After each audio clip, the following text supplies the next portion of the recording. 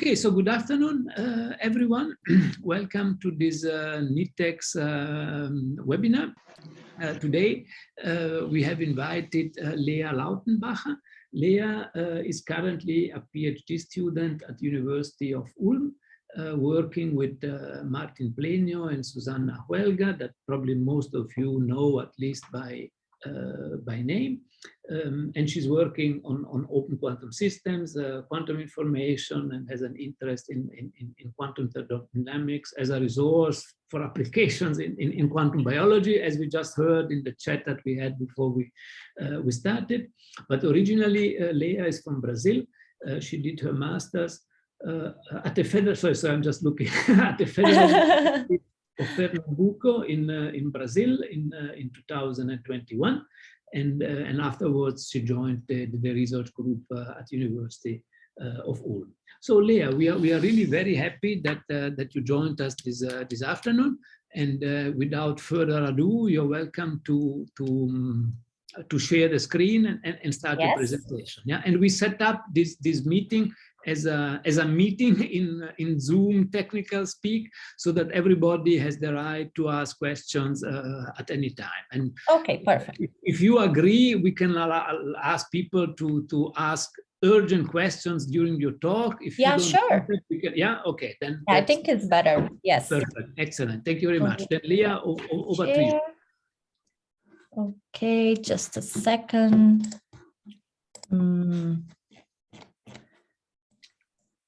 So you won't get spoilers now.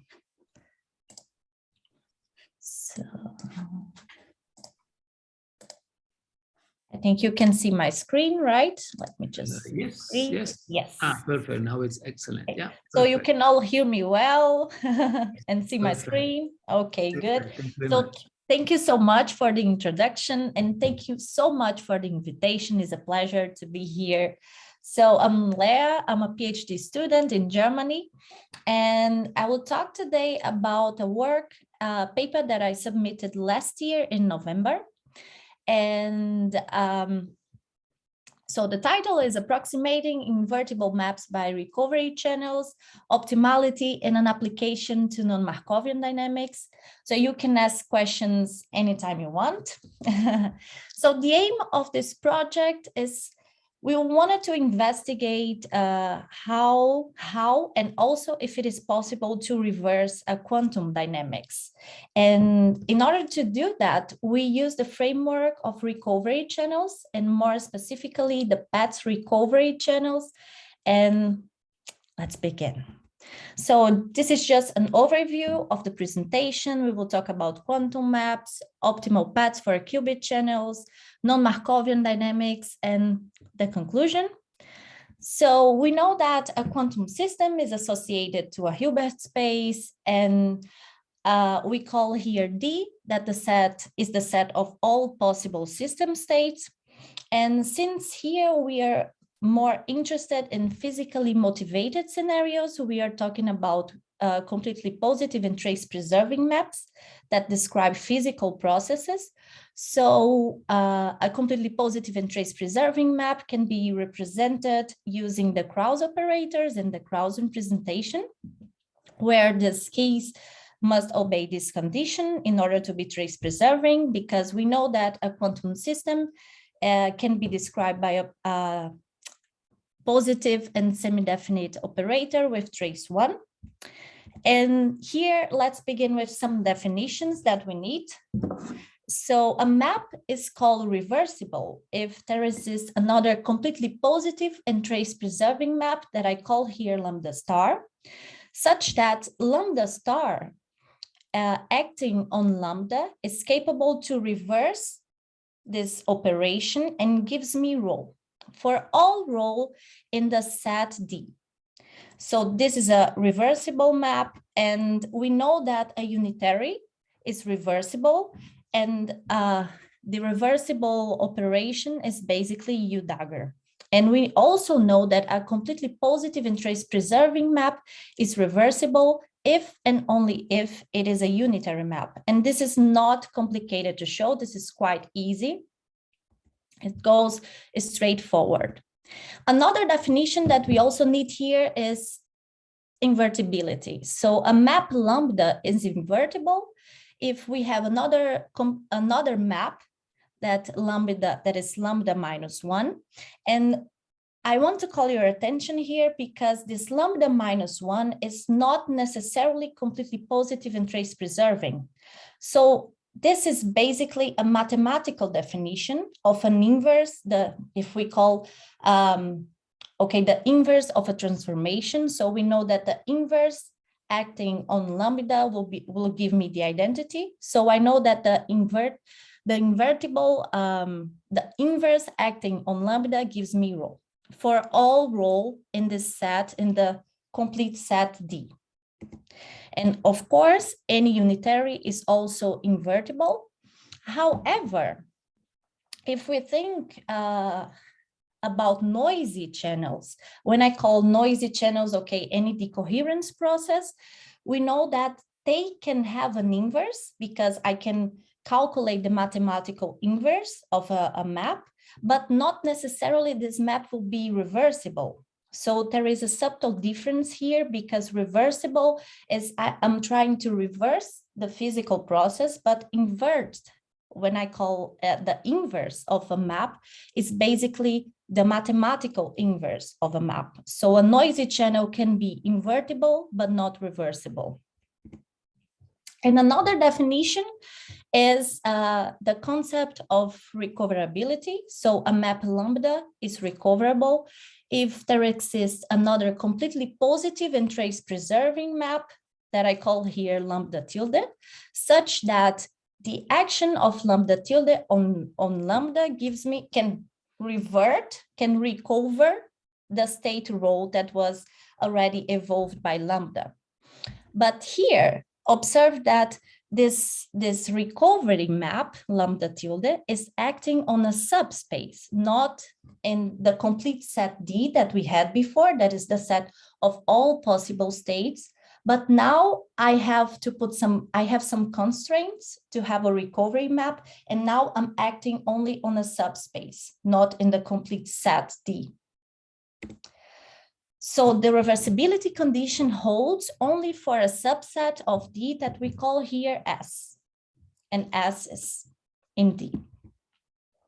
So here we are investigating the most well-known class of recovery maps, that is the Petz recovery map.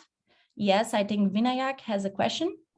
Yeah, like when you mentioned the recovery map, and you said it makes sense only on a particular subspace. So is it like similar to what you see in like quantum error correction, where you have the recovery map defined only like on the particular code space that you define? Exactly. Okay. Exactly. Okay, thank you. This is exactly the point that we have. We have the whole space, but in order to recover some information, we have some constraints. So we cannot recover information overall, but over some subspace here. Sure. Okay. Thank you very much. So the Petz recovery map is a completely positive and trace preserving map that can be modeled by this formula here. And again, I wanted to call your attention here that we have that our lambda is the recoverable evolution that we are trying to recover. We have rho that is the input of the map, but we still have another parameter that I consider the main parameter of the recovery channel. That is the sigma here that we call the reference state. So as the name says, the reference state is some kind of information that you need to give to your map in order to achieve recoverability. So we will get a better view of this later, but this is something to have in mind, that this reference state is some information that we need to give to the map, but it's not necessarily an input, but a parameter of this recovery channel. And now, as I told you, since we have a recovery map, in which subset S is this recovery map valid, the Petz recovery map? So we have a theorem that if the relative entropy doesn't change by the action of the map, this means that the relative entropy after some evolution is the same as before the evolution. So there exists a map that is the Petz recovery map here that is capable to recover the state rho after some evolution lambda. So the subset of the Petz is acting, actually, that the Petz works actually, is defined by this theorem of the relative entropy. So now the actual construction of a recovery map depends on the optimal choice of sigma for a given evolution, for a given lambda, and of course depends on the set of recoverable states S. So where this Petz can act, where this Petz works, and how can I optimize this recoverability? So I have to choose a sigma, a reference state that actually works well in this case. So the actual construction is known for some abstract cases, but in the literature, we could not find anything that mentioned how we can find the best or the optimal reference state for some evolution. So it was kind of obscure, and that's our main, I think, yeah, our main result here, because we give actually a good recipe of how to build a recovery channel for some kind of evolution. And here our first question, how can we build a physically implementable recovery map that simulates an inverse evolution? So now the idea is that recover information, this action can be seen as an inverse of the quantum map. And that's what we are trying to see here. So the central point of this work is that we have a noisy process. So given a noisy process, there is some decoherence channel that is described by a non-completely positive invertible map, lambda. What will be the best choice of reference state sigma that makes this Petz map, this Petz recovery map, act as close as possible to a reverse map lambda star? So in order to clarify this point, we have the following scheme here. We have an input state that is our initial state, and the state undergoes an evolution that we call here lambda. This lambda is our noisy process as a typical decoherence channel. And then we have an output that we call here rho output. And after that, in the backwards direction, we apply the Petz to this output, and let's see what is the recovered state by the Petz. And now the thing is, okay, what's the difference between the initial state before the evolution and the state recovered by the recovery channel, recovered by the Petz map? So the question is, how close is the recovered state rho r from the input state rho I? And in order to quantify this, we use the fidelity as the figure of merit, because the fidelity gives us a good scale of how similar these two quantities are or how different these two quantities are. So we use the fidelity. But since here we are looking for the whole state space of a qubit, we are working with all the states in the Bloch sphere. So we want something else. We want to find the optimal reference state sigma star that maximizes the average fidelity over all input states. This means that we will compare.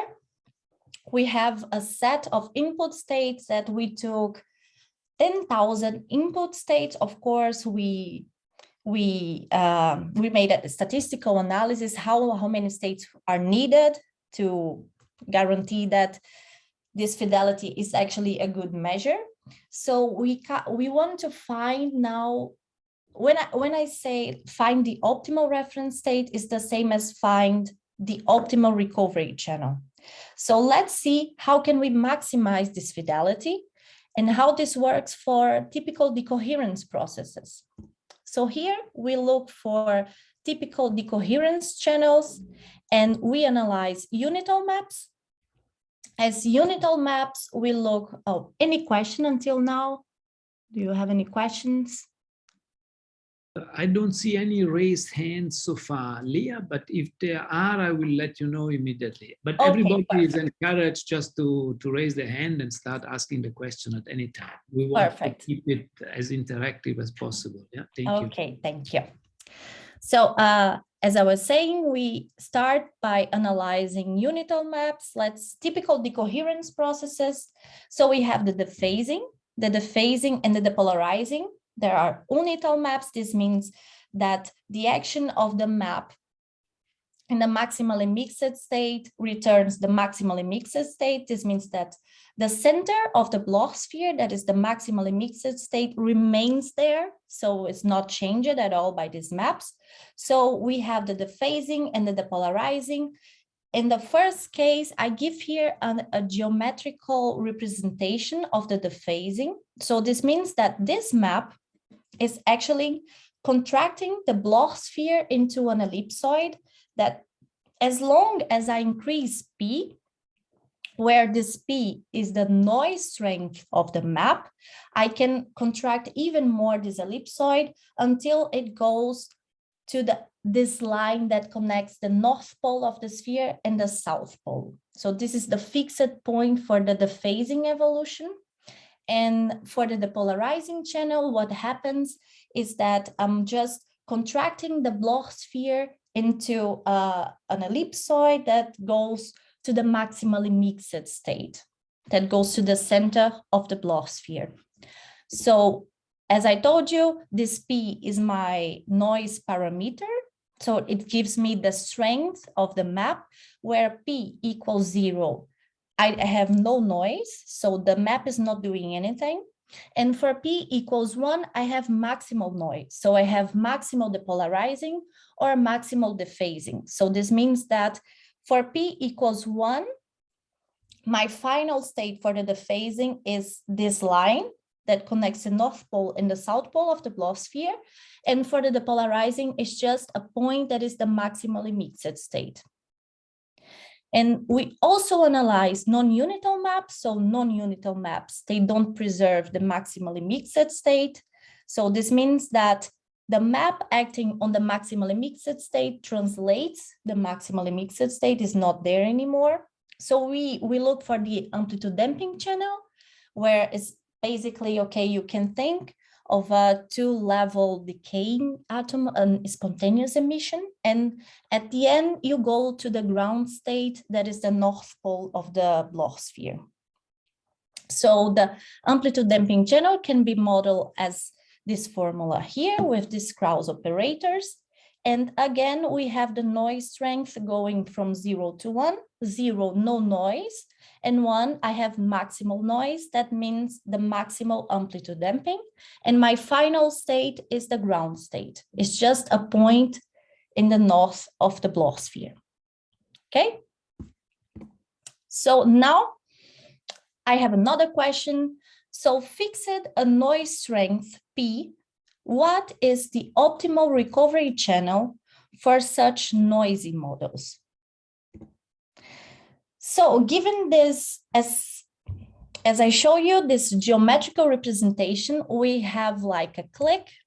So given this symmetry of this noisy process, we saw that all the fixed points of this noisy process are in this line in the z-axis. So we just choose the reference state. We propose a parametrization for the reference state as this formula here. That is basically a linear combination of the states 0 and 1, where this parameter Q goes from 0 to 1. So I can take any state in the z-axis of the sphere. So any state, depending on the value of Q, can be my reference state. So we just parameterize like this. And now we want to see, okay, what comes out from this? What is the average fidelity if I choose this equation, this parametrization for sigma? And here we have some results. So on the left, for the dephasing channel, we have the average fidelity between an initial state and the recovered state via the Petz map. So we took a sample, as I told you, of 10,000 uniformly distributed initial mixed states. So we didn't put any constraint on our space. We are actually analyzing the whole state space of a qubit, the whole Bloch sphere. And here we can see that if I have no noise, when P is really close to 0, I have the maximal average fidelity 1, and this totally makes sense because if I have no noise, I can totally recover anything because my map didn't do anything with my state, so I can totally recover information. But as long as I increase the noise strength P, I can see that the average fidelity decays, of course, because now I'm losing information. So it's getting harder and harder, the fact that I can recover information. So I'm losing information, but I can see here that this black line is basically the best value of Q that maximizes the average fidelity for each noise strength. Okay, and here on the right we have the same thing but for the depolarizing map. So we can see that, of course, just do like this. Okay, so if I have P close to 0, I have no noise, so maximal fidelity, I can recover anything. And as long as I increase the noise strength, I can see that the fidelity decays, but the highest fidelity converges when Q is equal to 1/2. That means that when Q is equal to 1/2 in the equation above, we see that, we see that the best reference state that we could pick for these maps is the maximally mixed state. So this means that this makes sense because the maximally mixed state is actually the central point of the Bloch sphere, and all these noisy channels converge at some point to this state. So the maximally mixed state has some information about these noisy channels. So it would fit as a good reference state for my recovery channel. But of course, we can see that here for the dephasing, in the paper, we give an analytical result for this, but actually for the dephasing is independent, fixed the noise strength, a value of P, we can see that is independent on the value of Q. So any state in the z-axis would fit as a perfect reference state because in the dephasing, this whole z-axis is a fixed point. So any state of this line would fit as a perfect, not perfect, but let's call an optimal reference state for the recovery channel. Okay, so let's move on. And of course, the Petz is not an amazing strategy since we didn't put any constraint in our space, so we are not working in a subspace. We are looking for the whole space of 1 qubit. So we thought, okay, let's check some other strategies and let's see what happens. So here we have the average fidelity between the initial state and the state recovered by different strategies. So the first one, this dotted line here, is basically the identity channel. This means that I'm returning the output. So my recovered state is the output. I'm not performing anything, but I'm just applying the identity channel. So the identity channel applied to state is the state itself. So I'm not doing anything in the first case. I just return the output and I have this fidelity here for different values of noise strength. The solid black line is my Petz.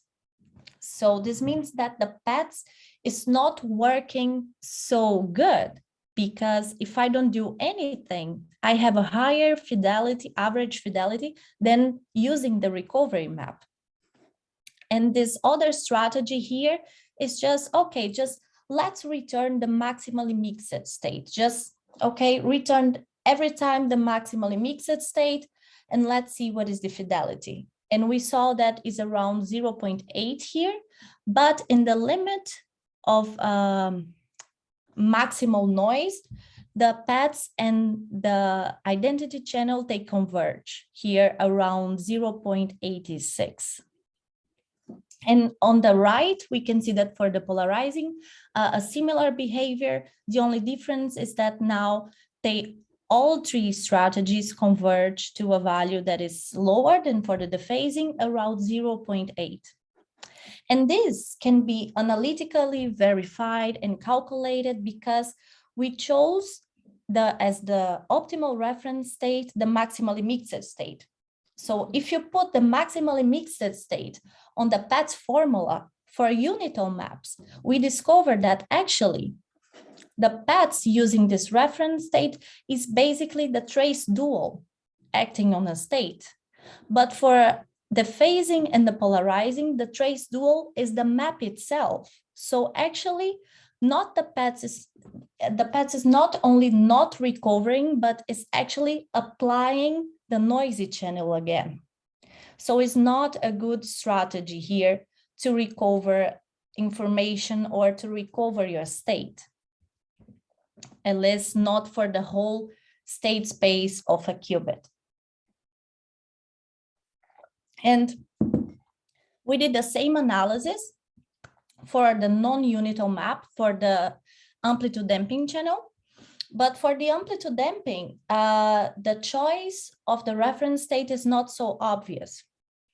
We could see here that the same idea with no noise, we can totally recover, but as long as we increase the noise, we decrease the average fidelity. But we could see that as long as we increase the noise, the best value of key, the best reference state converts to the maximally mixed state when Q is equal to 1/2. So this means that the maximally mixed state, when we have maximal noise, is actually the best reference state for the recovery channel. And here also we analyze different strategies for the amplitude damping, but now we notice that actually the Petz is the best strategy than the other two strategies that we had before, that is returning the output and returning the maximally mixed state. And this is interesting because the amplitude damping is not a unital map anymore. So if we choose the reference state as the maximally mixed state, we are not applying the noisy channel again. Of course, the calculation is not so obvious because we need an optimization in this case, but we notice that for intermediate values of the noise strength, the Petz is actually the best strategy to recover information in this case.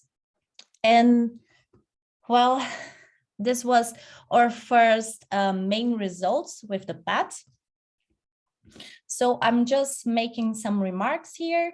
So for intermediate noise strengths, we saw that the Petz is actually better than the other strategies for the amplitude damping. The average fidelity for the dephasing is higher than for the other qubit channels. We saw that the dephasing is around 0.86 and the polarizing 0.8, and here for the amplitude damping also 0.8. So this means that the dephasing channel can be better recovered than the other ones.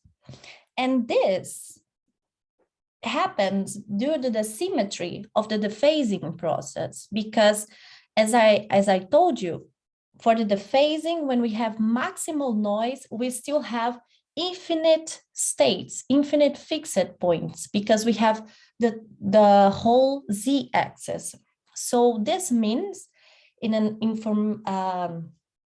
when we talk about information, that we have more information than for the other decoherence processes, because for the dephasing, we still have infinite states as fixed points. And for the depolarizing, all the states go to the maximally mixed state. So I have only one point. I lose a lot of information here. And for the amplitude damping, all the states go to the ground state. So I lose a lot of information also, but not for the dephasing. And now we wanted to use this framework of recovery channels to analyze non-Markovian dynamics. So this is actually, I really like this part of the work because I really like to see what happens when we have non-Markovian features in quantum dynamics. So the idea is that in this work, we use the divisibility property to define Markovianity. Since we're dealing with maps, it seems like the most easy way to deal with Markovianity here. So we know that a family of maps, yes? Yeah, so like, just to clarify, like, so until now, you were discussing like Markovian evolutions in the sense of CP divisibility, right? Yes. Sure, okay. And now, like from here onwards, when you speak about non-Markovianity, it's in the sense of RHP, like CP indivisibility? Yes. Sure. Thank you. In the first part, actually, we were trying to understand what is actually the Petz, because as I told you, it was a little bit obscure before, because we know that the Petz is a recovery map, but what is the sigma? What is this reference state? What is the role of this reference state? So it was not clear before. And that's why, let's see if we can find an optimal reference state for certain evolutions. So we did a complete analysis of the Petz, and now we know, how the recovery channel, how the recovery map works. And now that we know that, we could actually, so let's try to apply to investigate, for example, information backflow, or to investigate any other memory effects or non-Markovian features. So the idea is that in the first part, you could see that we didn't mention time. We were just, I have a channel and I have a certain noise strength. And what happens is that I have a state, and the state undergoes an evolution and goes to this state, but I don't have a time dependency on the first part. So we were not actually talking about Markovianity or non-Markovianity. But now we have the maps and time-dependent probabilities. So now we can define Markovianity or non-Markovianity. But in the first part, we were not concerned about that. We were just, I have a noisy channel that transforms the state, and let's see what happens if I can recover some information from that. But I'm not defining Markovianity in the first part. I'm just analyzing the recovery map. Okay? I have no interest to define that. But now let's put time into the picture. So now we have a family of maps, and a family of maps is divisible if it can be expressed as a combination, as a composition of maps. And we know that if this intermediate map here is completely positive and trace preserving for all D, so we say that this evolution, this map is Markovian. Okay? And note that this intermediate map, it can be written like this. If this map, if lambda from 0 to S is invertible, we can write the intermediate map like this. But we know that an inverse is not necessarily completely positive. So this brings me some, we thought about this and, look, this map cannot be completely positive. So maybe we can rewrite this equation using a completely positive map that acts like an inverse. So this was our idea. So our proposal is the following. We have the intermediate map that has a possible non-completely positive map here, and we replace this inverse by the Petz, because our Petz is supposed to act like an inverse, like a reverse map. So replacing the inverse by the Petz, that is our recovery map, we have an approximated evolution, this lambda approx here, and this phi here is just the same evolution. I just rewrite this because in the paper, we put explicitly the time dependencies here of the maps. Okay, so we just build an approximate dynamics using the Petz instead of the inverse. And using the composition law, we just rewrite the total dynamics from 0 to t using the Petz. Yes. So what is your phi here? Like, I didn't get the notation. I'm sorry. My phi is the same thing as this lambda st approx. The only difference is that now I'm writing the time dependencies for all the maps. Okay. Because it will be clear maybe here. We know that now I have only CP maps, so CP times CP. Oh, so phi is some sort of a propagator for your channel. Yes, it's the propagator, of course. Okay, yes. Thank you.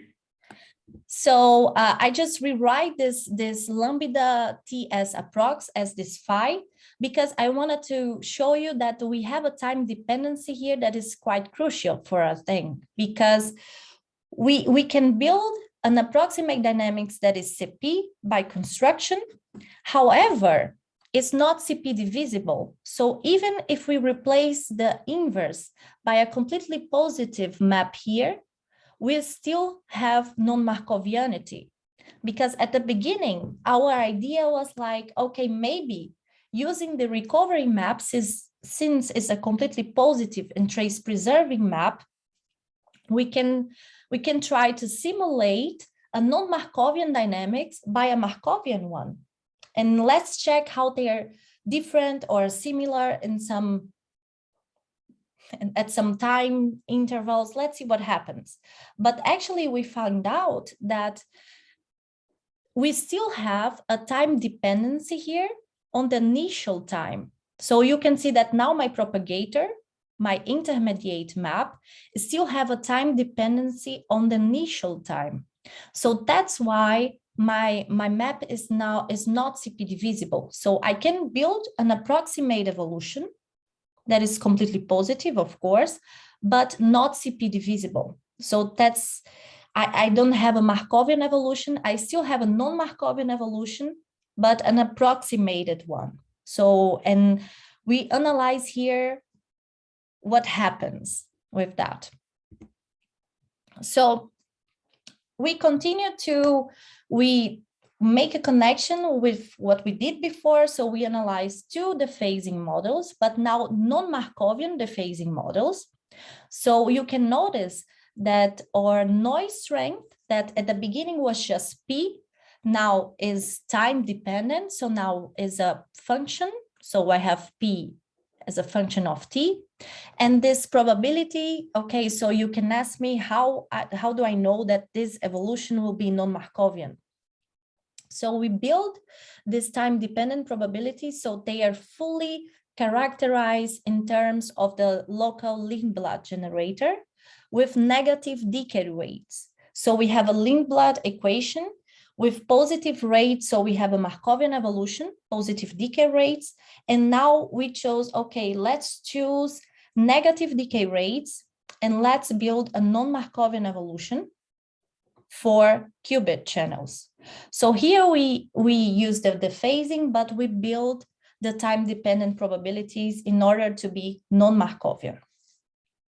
So we have two models. The first one, P1 and P2, and they are, we call it here P1 as the case 1 and P2 as the case 2.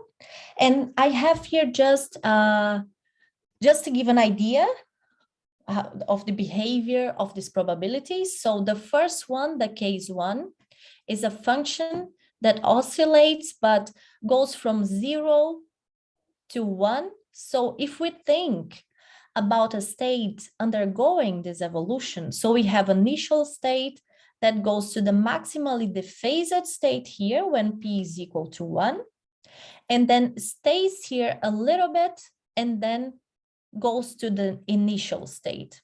So we can see that this evolution is non-Markovian because we have the initial state, the maximally dephased state, and we recover the initial state that we had before.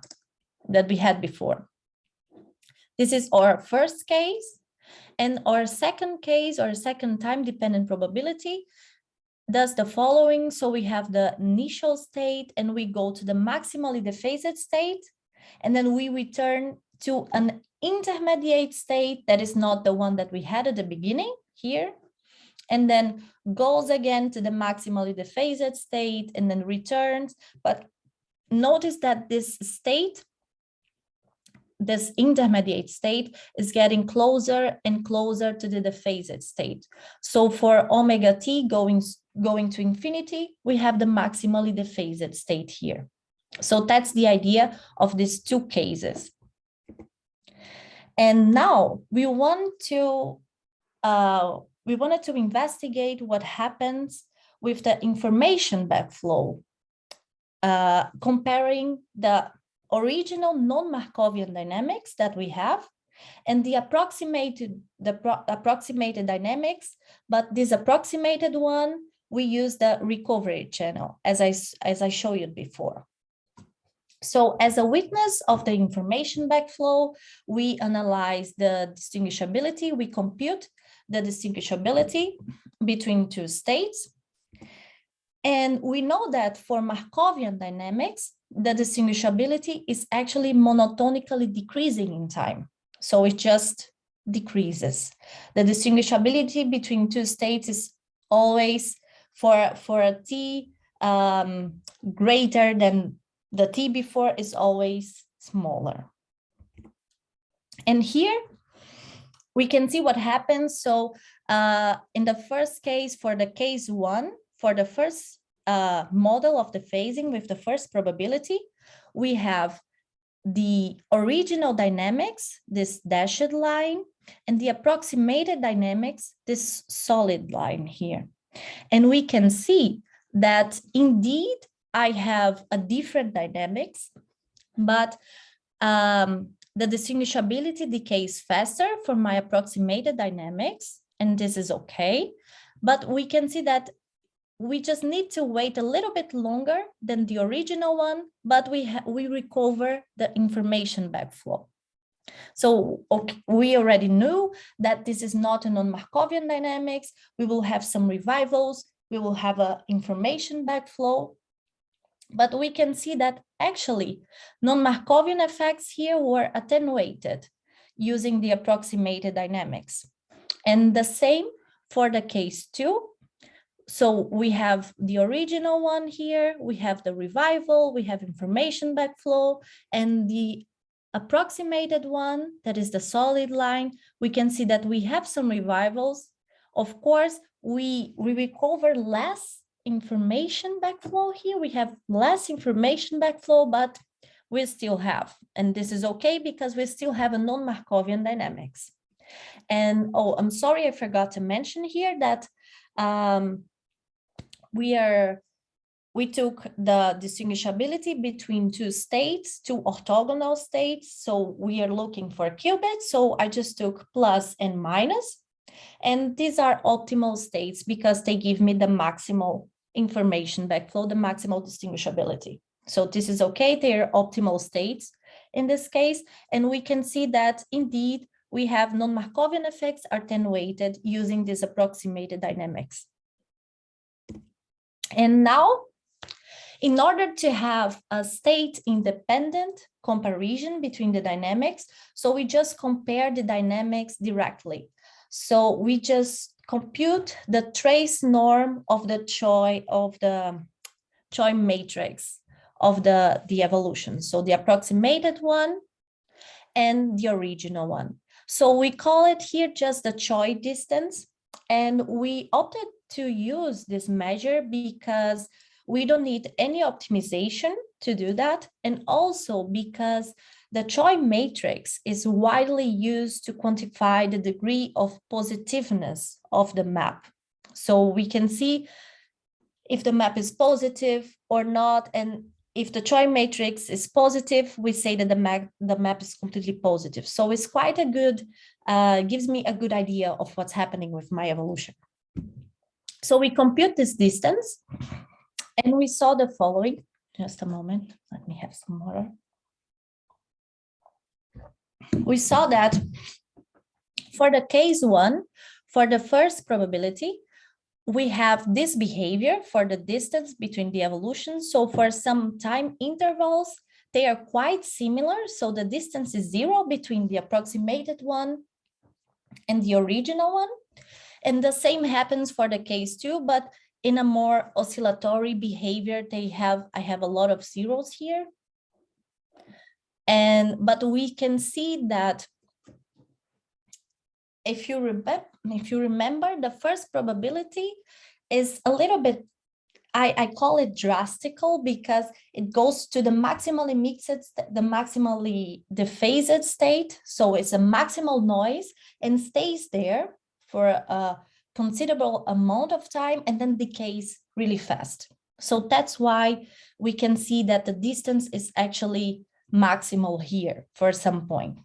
And the other one is a little bit more subtle because we oscillate, we go to the maximally dephased state and we go back to an intermediate state and we have this oscillatory behavior, but we have time steps here where the dynamics are equal. So they have the same behavior. And now we can combine the results, the choice distance and the information backflow, the distinguishability between the states that we had before for both cases. And we noticed something quite curious here because you can see that here for the case 1, we have around 5.9, we have some value for the distance. That is the same value for the case 2, around 3.1. So they have the same value of distance for both cases. But if I look for the distinguishability, we can see that here around 5.9 for the first case, we have a really small difference on the recovered information backflow.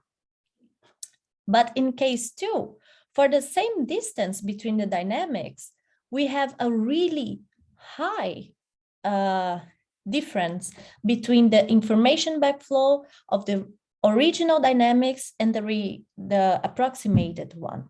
So we conclude here that the information backflow is actually not a robust non-Markovian feature because we can see, we can think of experimental implementations for that. And this result implies that if I have, I can really, approximations with a fixed distance, they have really different non-Markovian features. So I can have really similar dynamics. So the distance between them is really small, but the non-Markovian feature is really different. And I can think of it like for experimental implementations, I can have a really, they're actually really close from the theoretical dynamics, but what happens is that the non-Markovian feature is quite different in our lab. So this is something that we noticed using the Petz recovery map. And this was like, I consider an interesting result because we still have non-Markovianity, of course, but we have an approximated dynamics using recovery maps that are completely positive. So they are physically feasible. They are totally, you can implement in your lab. So our analysis, yes?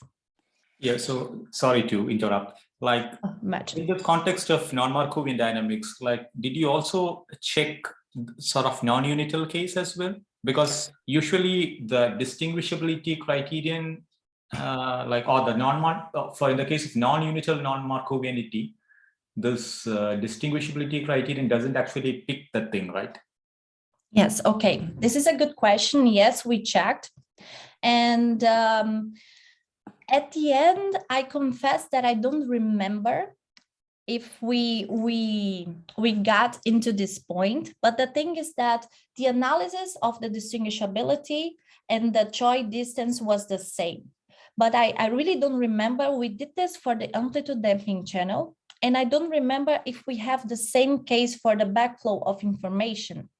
But some referee told me that I should think for a non-unital map, actually, and this is something that I'm really trying to do now, to see if we have a distance, if we have a big difference from the unital case, and also if we could use another measure for the information backflow. Yeah, because why I asked is like the non-unital part of non-Markovianity is not usually captured by the sort of distinguishability criterion. So that's why exactly. I was. Yeah, okay. Exactly. So this is something that I really want to investigate now. Sure. Nice. Yes. So we just conclude here that actually we could build really approximated dynamics, and we could see that they are quite similar, but not this similarity will not be reflected into the non-Markovian features of the dynamics. So this was our conclusion here. And well, this was it. I will just conclude properly. So here we established that the Petz map for one-qubit channels. So we actually optimized all the channels, and we look for we actually build recovery channels for each one of the decoherence processes that we analyzed here. And when considering as input the full set of single qubit states, so as I told you, we look for the whole Bloch sphere. So we show that the optimal Petz is actually worse than just return the output. So the Petz is not the best strategy because, of course, we are looking for the whole state space. You can just, if you want to use a recovery map, of course, you can put some constraints. Let's say that now I don't have my whole sphere anymore. Let's say that I have a strange shape, a strange shaped subset, and maybe there the Petz will be the best strategy. Can be. You just need to put some constraints, of course.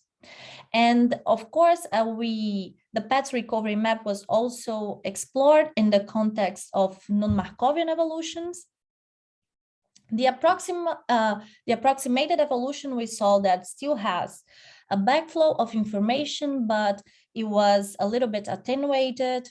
And we also analyze how the distance between the actual dynamics and the approximated one impact on the backflow of information. We saw that. And of course, that's the final point, that equally good approximations might lead to drastically different behaviors for the backflow of information. That's something that we also concluded here. And well, that's it. Thank you very much. Thank you very much for listening to me. If you have any questions or any suggestions or comments. Yeah, Lea, thank you very much for a very interesting talk. We had already, I think, a few questions from Vinayak, and he's ready to go again. So Vinayak, please. Yeah, so thanks, Lea, for the nice talk. So I just wanted to ask you a couple of things. Sure.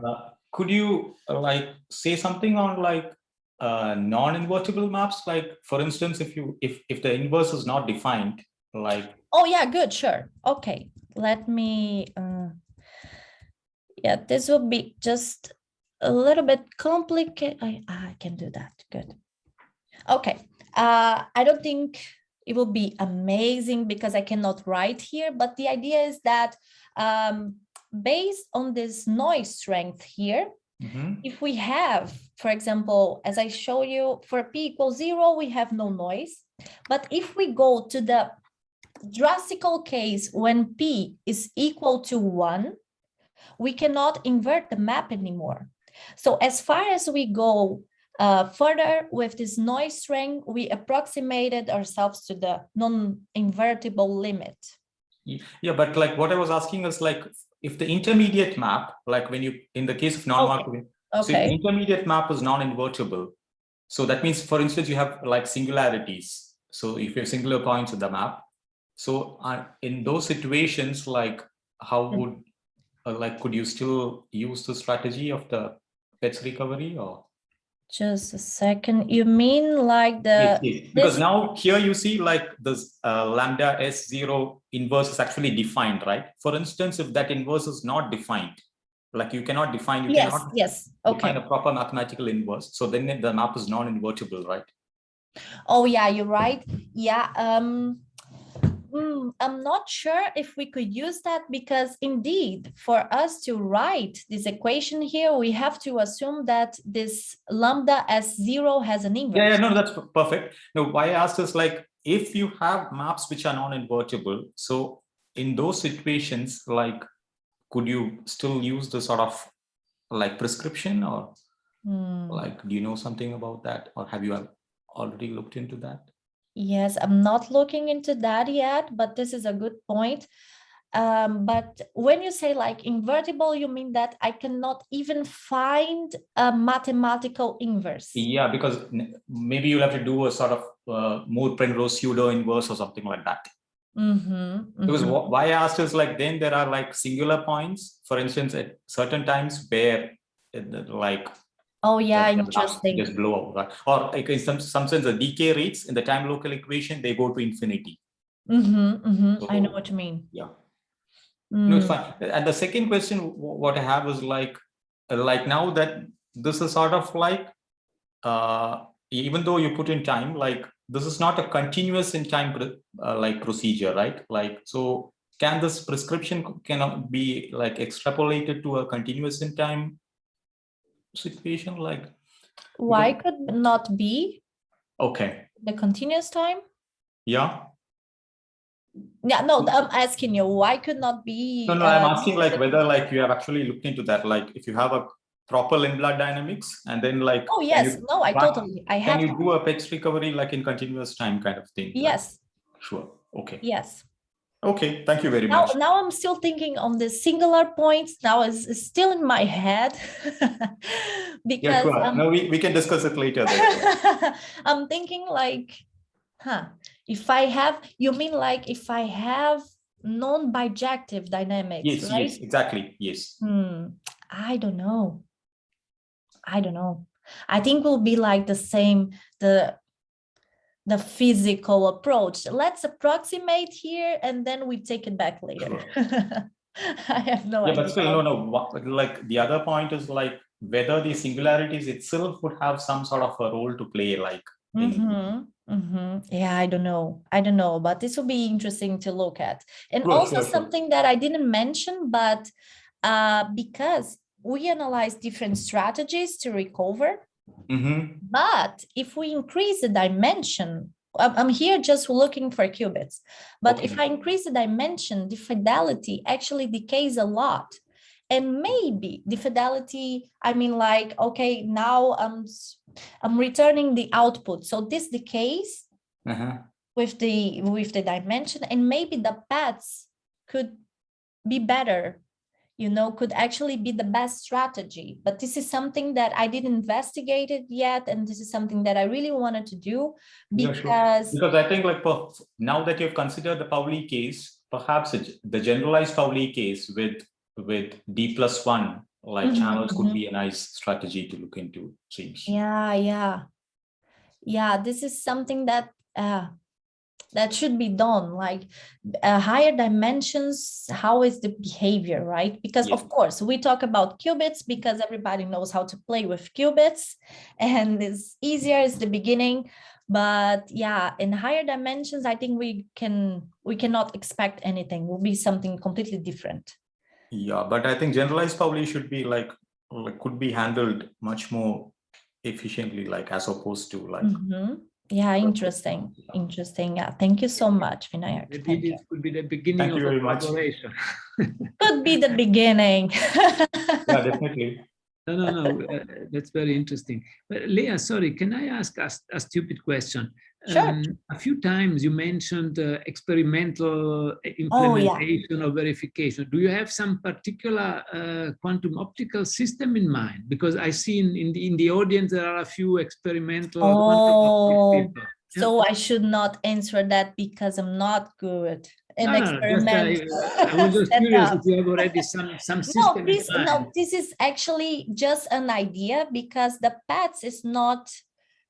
I don't know how to implement this in the lab, but since it doesn't seem to me a very abstract map, it can be something physically implementable. So that's why we just look so much for the Petz, because maybe it could be a strategy for experimental realizations. But I confess that I still don't know. I still don't have any idea of an optical setup to do that. Okay, very easy. No, because Yazira, who is online, maybe she can but come up. If he has an idea, I'm happy to hear. Okay, that's excellent. Yeah, excellent. Yeah. Perfect. Yeah, excellent. Thank you. I also have a question. Please. So yeah, can you come back to the slide with the blow sphere? Oh yeah, sure. Just a moment. Here, right? Yes. So yeah, so my question is, I mean, do we have any kind of intuition of how the Petz map is built and behaves? Because, for instance, if you look at this, either the depolarizing channel or the dephasing channel, if you look at the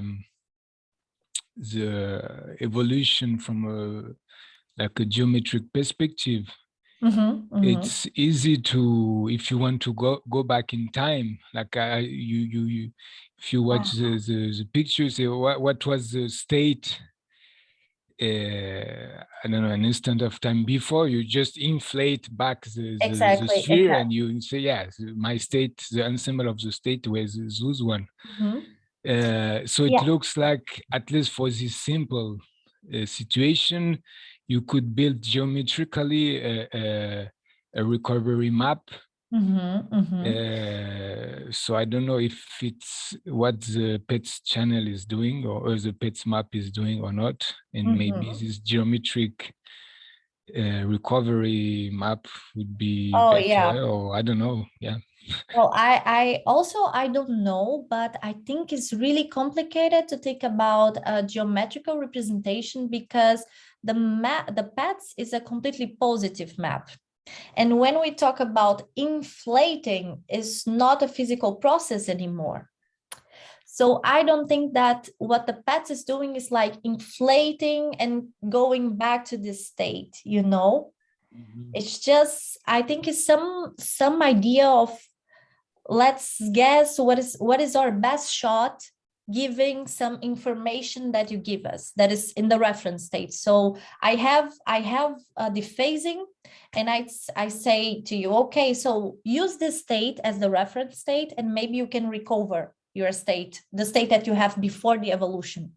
But I think, yeah, this is all the information that we have. I don't think that the Petz is actually geometrically thinking. I don't think it's inflating the blow sphere, you know, because this is not physical anymore. Also, just to add, not to interrupt you, to Camille, yes, I think it's partly because of the fact that the Petz usually it's not defined on the full state space, as Lea was mentioning in the beginning. Yes, it's usually defined only for a particular. Yeah, it totally depends on the subspace that you're acting. So in that sense, you don't have to have the sort of a confusion you are inflating the block ball. right? Okay. Yeah. Which is in fact not completely positive. And is there any other, because yeah, as you said, this Petz recovery map is quite famous. Is there any other one?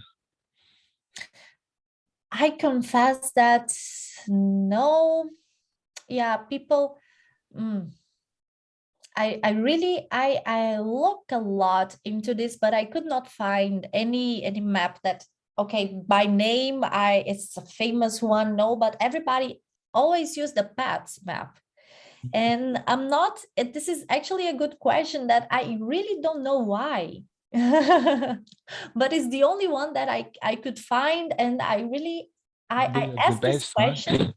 Yeah, it's quite curious because I asked this question, the same question to Mark Wild, because he loves the Petz. I don't know if you know his work, but it's like recovery maps. And what is interesting is that everybody talks recovery maps, but they just use the Petz. So probably it's a formal definition of recovery map that you can use. And sometimes they don't even mention the name Petz, but it's the same formula. Okay, so, yeah, I don't know. And maybe just the last quick comment, question. Is there any like study of a relation between this Petz recovery map and like maybe so it would be maybe more related to the second part, but maybe in the first part you can still think of that with the notion of entropy, losing because when you lose information, you can think of that as entropy creation. When information are lost, it means that it's somehow irreversible. And so if it's irreversible, you have this notion of entropy, which can be defined and so on. So do you know things related to that? Or? I think so, in a more information theoretic approach, I think yes, but not in a thermodynamical approach. So I think people use that a lot in quantum error correction. So they explore a lot about this. Yeah, but I confess that I cannot explain to you right now what happens with the entropy. I just know that the recovery map is actually defined because of the entropy, the relative entropy. As I mentioned here, we need this theorem to guarantee that exists a recovery map capable to recover this information. This is what defines the subspace where the Petz is acting. But yeah, but I think, I don't remember the name, but probably Kruszyński already investigated something, but I don't remember the name of the paper. But I think he did that. But you can see a lot of these Petz maps in quantum error correction, mostly there. All right, thank you. You're welcome. Thank you so much for the questions. Thank you, Lea. Are there any more questions from the participants, or comments, suggestions? Lea, it looks like you explained very well. I hope so. Your results, and you saw that there was quite a number of questions, suggestions, and even possible future work that maybe we can. I'm sorry, I just had a bad connection here. Can you repeat, please? Sorry, I was saying, Lea, you saw that there was lots of interest in your talk. You had many questions, suggestions. There's even the potential of collaborations. Yeah. So that this would be amazing. We can set up next week maybe a follow-up meeting. I know that Yazira chatted to me who's our experimentalist, that is also interested in engaging with you to see if there is something that she could implement in her lab. Oh, this would be great. Yes. and we will see it. Maybe next week I will reach out to you again, and we can have perfect. I can in a smaller setup. Yeah. Oh, perfect. Maybe I can write some ideas, and then I can send you per email, so we have perfect. And maybe we can do the same from our side. Yeah, that would be excellent. Oh, perfect. Thank you. Thank you very much. Then Lea, thank you so much for your time, for preparing a very nice and interesting talk.